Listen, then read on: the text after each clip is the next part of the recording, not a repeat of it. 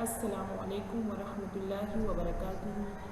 اہلا وسہلا اقرا محد الحافظات پشاور شار ورثت جماعت خاصادوں مضمون تفسیر سورۃ الہود۔ آج کا ہمارا سبق آیت نمبر 110 سے ہے۔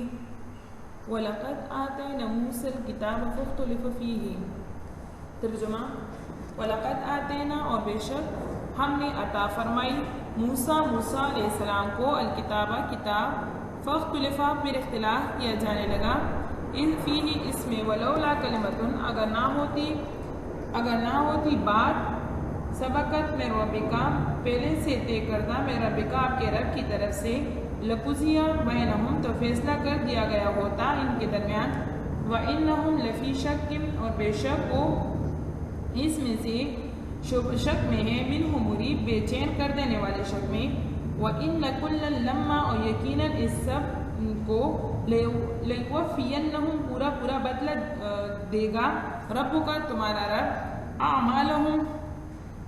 ان کے اعمال کا، انہو بے شک وہ بما یعملون جو وہ کرتے ہیں خبیر اس پر خبردار ہے، فاستقم بس تو ثابت قدم رہے، کما امرتا جیسے کہ تجھے حکم کیا گیا ہے، ومن تاب اور وہ لوگ تاب جس نے توبہ کی، معاکا آپ کے ساتھ، ولا تطغوا اور سرکشی نہ کرو، انہو بے شک وہ بما تعملون جو تم لوگ کرتے ہو بصیر اس کو دیکھنے والا ہے، ولا ترکنوا اور نہ جھکو الی الذین ان لوگوں کی طرف ظلموا جو ظالم ہیں، فتمسکم النار پس چھو لے گا تم لوگوں کو آگ، وما لکم من دون اللہ اور نہیں ہوگا تم لوگوں کے لیے اللہ تعالیٰ کے سوا من اولیاء کوئی دوست، ثم لا تنصرون پھر تمہاری مدد نہیں کی جائے گی، واقم الصلاۃ اور نماز قائم کرو طرفین النہاری دن کے دونوں سروں پر، وزلفا من اللیل اور رات کے کچھ حصے میں، ان الحسنات بے شک نیکیاں، یذہبن السیئات مٹا دیتی ہیں برائیوں کو، ذالک ذکر للذاکرین یہ نصیحت ہے نصیحت قبول کرنے والوں کے لیے۔ تفسیر اس کی یہ ہے، وَلَقَدْ آتَيْنَا مُوسَى الْكِتَابَ فَاخْتُلِفَ فِيهِ۔ اس آیت میں یہ بتایا گیا ہے کہ جس طرح اہل مکہ قرآن کے متعلق دو گروہ میں تقسیم ہو گئے، بعض لوگ اس کی صداقت پر ایمان لائے اور ان کو ایک باری اکثریت اس کو کلام الہی ماننے سے بھی انکار کر رہی ہے۔ اے محبوب حضرت محمد صلی اللہ علیہ وسلم ان کے طرز عمل پر آپ پریشان نہ ہو، ایسا ہوتا ہی آیا ہے کہ جس طرح موسیٰ علیہ السلام پر جو کتاب اتاری گئی تھی تو اس کی قوم کے لوگ بھی اس پر ایمان نہیں لائے تھے، تو اس آیت میں حضور صلی اللہ علیہ وسلم کو تسلی دی جا رہی ہے۔ وَلَوْلَا كَلِمَةٌ سَبَقَتْ مِن رَبِّكَ لَقُضِيَ بَيْنَهُمْ چاہیے تو یہ تاکہ منکرین پر فوراً عذاب آتا، تاکہ دوسرے لوگوں کے لیے یہ عبرت کا باعث بن جاتا، لیکن آپ کا رب ان کے بارے میں ایک فیصلہ فرما چکا ہے، یعنی ان کا عذاب مقرر وقت پر آنا ہے، تو اس لیے اس کے پیش نظر فوراً عذاب نہیں اترے گا۔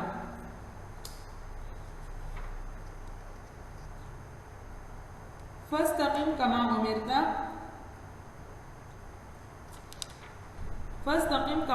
ومن تاب معك ولا تطغوا انه بما تعملون بصیر۔ اس آیت کی تفسیر یہ ہے کہ افراط اور تفریط یعنی کمی اور زیادتی سے بچتے ہوئے عقائد، اعمال اور اخلاق میں اسلام کے احکام پر پابندی سے چلنے اور چلتے رہنے کو استقامت کہتے ہیں۔ یہاں پر استقامت کی تعریف بتائی جا رہی ہے۔ حضرت عمر فاروق رضی اللہ تعالیٰ عنہ نے استقامت کے مفہوم کی وضاحت بڑے واضح انداز سے بیان فرمائیے۔ قال عمر بن خطاب الاستقامت ان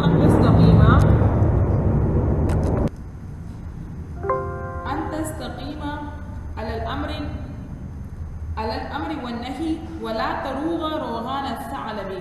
یعنی استقامت کا معنی یہ ہے کہ تو اللہ تعالیٰ کے اوامر اور نواہی، یعنی اللہ تعالیٰ کی طرف سے جو امر آئے ہیں اور جو نواہی آئے ہیں اس پر ثابت قدمی سے عمل پیرا رہے اور لومڑی کی طرح ادھر ادھر نہ پھرتا رہے۔ واقعی میں استقامت کا کام بہت مشکل ہے، اس لیے صوفیہ کرام نے فرمایا کہ الاستقامت فوق الکرامتی، یعنی استقامت یہ کرامت سے اوپر ہے، یعنی استقامت کا درجہ کرامت سے بلند ہے۔ وَلَا تَرْكَنُوا إِلَى الَّذِينَ ظَلَمُوا فَتَمَسَّكُمُ النَّارُ وَمَا لَكُم مِّن دُونِ اللَّهِ مِنْ أَوْلِيَاءَ۔ یہاں پر فرماتے ہیں ترکنو، رکون کا معنی ہے محبت اور دلی میلان، اور دلی میلان کو کہتے ہیں۔ یہاں مقصد یہ ہے کہ ظالموں کی خوشامدیں مت کرو، اور فرماتے ہیں کہ اکرمہ رحمہ اللہ نے فرمایا کہ ان کی اطاعت نہ کرو۔ ترکنو کا معنی ہے کہ ان کی اطاعت نہ کرو، لا تطیعوہم، ان کی اطاعت نہ کرو۔ علامہ بیضاوی رحمہ اللہ فرماتے ہیں لا تمیلوا الیہم ادنی میلا، یعنی ان کی طرف تھوڑا سا بھی قلبی میلان مت کرو۔ علامہ قرطبی رحمہ اللہ نے اس لفظ کی تشریح اس طرح لکھی ہے کہ رکون کا معنی ہے کسی پر اعتماد اور بھروسہ کرنا، اور اس کی طرف سے مطمئن اور راضی ہو جانا۔ ابو عالیہ رحمہ اللہ فرماتے ہیں کہ لا ترضوا اعمالہم، ان کے اعمال پر راضی مت ہو، یعنی ان کے اعمال کو پسند نہ کرو۔ تو اس آیت سے صراحتاً معلوم ہوا کہ ان بد مذہب لوگوں کے ساتھ بیٹھنا اور ان کی مجلس میں شرکت کرنا یہ عذاب الہی کا باعث ہے، اور ہم اپنی نادانی کی وجہ سے ان کی صحبت کو بے نقصان خیال کرتے ہیں۔ ہم کہتے ہیں کہ ان کی صحبت میں کوئی نقصان نہیں، اور وہ ہماری اور اپنی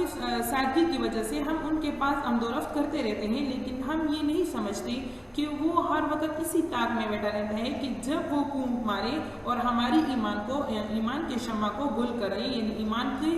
ہمارے اندر سے ایمان کو ختم کر دے۔ اس لیے اہل اسلام کا یہ فرض ہے کہ ان بد عقیدہ لوگوں کو ان کی صحبت سے اپنے آپ کو دور رکھے اور اپنے ایمان کی حفاظت کرے۔ نیز اس آیت سے یہ بھی معلوم ہوا کہ ان لوگوں کی تقویت کا باعث بننا جو لوگوں کے حقوق کو تلف کرتے ہیں یہ بھی شرعاً ناجائز ہے۔ تمہاری تائید اور اعانت صرف ان لوگوں کے لیے ہونی چاہیے جو صحیح عقیدہ کے علمبردار ہیں۔ وَأَقِمِ الصَّلَاةَ طَرَفَيِ النَّهَارِ وَزُلَفًا مِنَ اللَّيْلِ، دن کا ایک کنارہ صبح اور دوسرا کنارہ شام ہے۔ اس آیت میں صبح، مغرب اور عشاء کی نمازوں کا حکم ہے۔ اگر یہ سورت واقع معراج سے پہلے نازل ہوئی ہو تو پھر اس آیت سے 5 نمازوں کا ثبوت تلاش کرنا قبل از وقت ہوگا، کیونکہ 5 نمازوں کی فرضیت تو شب معراج کے بعد ہوئی ہے۔ پھر فرمایا ان الحسنات یذہبن السیئات ذالک ذکری للذاکرین۔ یہاں پر فرمایا کہ نیکیوں کا دگنا اثر ہوتا ہے، ایک تو یہ کہ وہ بذات خود ایک نیکی ہے اور اس پر اچھے نتائج مرتب ہوں گے، اور دوسرا وہ کہ برائیوں کی ان اثرات کی ازالہ کے لیے بھی بہت اکثیر کا کام دیتی ہے۔ یعنی اگر کسی سے کوئی گناہ ہو جائے اور اس کے بعد وہ کوئی نیکی کر بیٹھے تو اس کے گناہ مٹ جاتے ہیں، اور اس کو اگر کسی سے کوئی گناہ ہو جائے اور وہ توبہ کر لے تو اس کی گناہ کو مٹا کر وہ نیکی میں تبدیل ہو جاتی ہے۔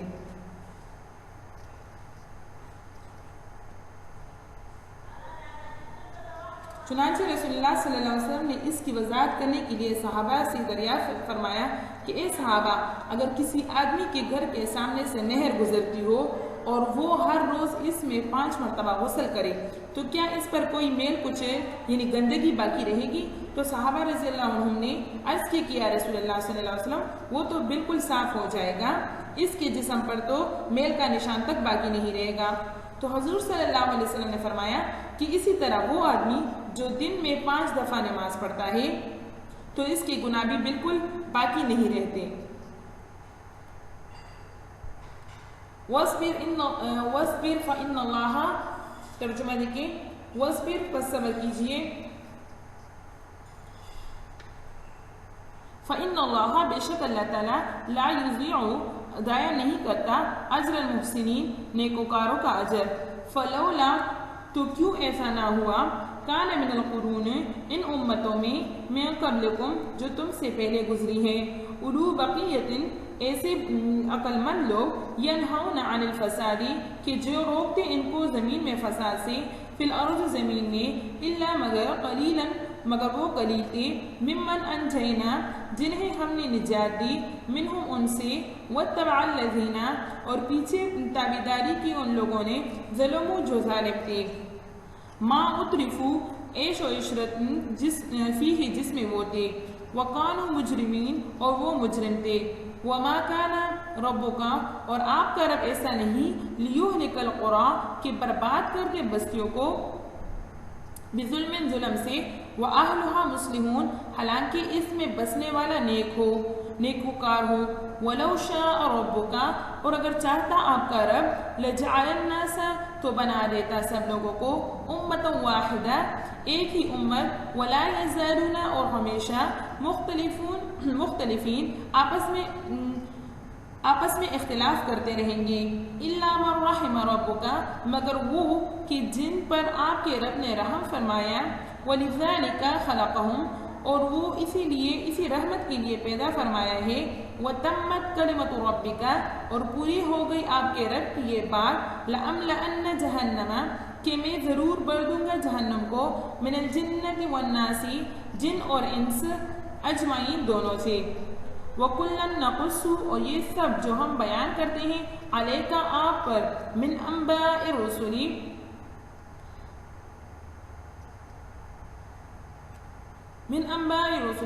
یہ خبریں ہیں پیغمبروں کی ما نثبت بہ کہ ہم مضبوط کر دیں اس کے ذریعے سے فؤادک آپ کے دل کو آپ کے قلب کو وجاءک فی هذه الحق اور آیا ہے آپ کے پاس اس صورت میں حق وموعظۃ نصیحت وذکرى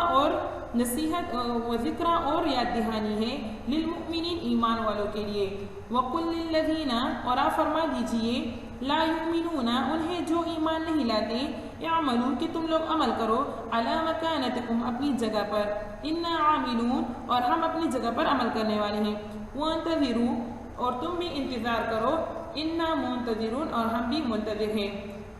وَلِلَّهِ غیب السماوات اور اللہ ہی کے لیے ہے چھپی چیزیں السماوات آسمانوں میں والارض اور زمین میں وَإِلَيْهِ اور اسی کی طرف یرجع الامر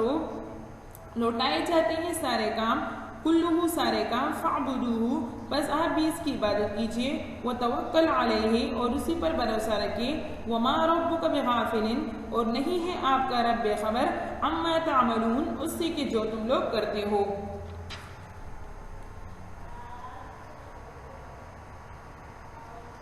فلولا كان من القرون من قبلكم أولو بقية ينهون عن الفساد في الأرض إلا قليلا اس آیت کی تشریح ہے تفسیر اس کی یہ ہے کہ بقیتن یہاں پر بقیتن سے مراد عقل و دانش ہے اور اسے بقیہ اس لیے کہا جاتا ہے کہ انسان وہی چیز محفوظ رکھتا ہے جو نہایت ہی عمدہ ہو عرب جب یہ بتلاتے ہیں کہ فلاں آدمی بہت عقل مند ہے تو وہ کہتے ہیں کہ فلان ذو بقیت آیت کا مقصد یہ ہے کہ ایسا کیوں نہ ہو کہ جب بد دماغ لوگوں نے شریعت کے احکام کی خلاف ورزی شروع کی تو قوم کا ایک سنجیدہ اور سمجھدار طبقہ آگے بڑھتا اور ان لوگوں کو سمجھاتا تاکہ تم لوگ سرکشی نہ کرو ایک سنجیدہ طبقہ آگے بڑھتا اور ان لوگوں کو سمجھاتا کہ تم اس سرکشی کی راہ کو اختیار نہ کرو کیونکہ یہ راہ تمہیں بربادی کے گڑھے میں جا کر پھینکے گی وہ لوگ جو سمجھ بوجھ کے مالک تھے وہ ایک طرف ہو کر بیٹھے رہے ان کے سامنے ان کی قوم کیا کیا کرتی رہی لیکن وہ اس خوف سے کہ کہیں یہ لوگ ہماری بھی مزاحمت نہ کر بیٹھے انہوں نے بھی کچھ نہیں کہا تو ان کی خاموشی کا یہ نتیجہ ہوا کہ ان کی قوم بھی غرق ہوئی اور یہ بھی اس کے ساتھ غرق کر دیے گئے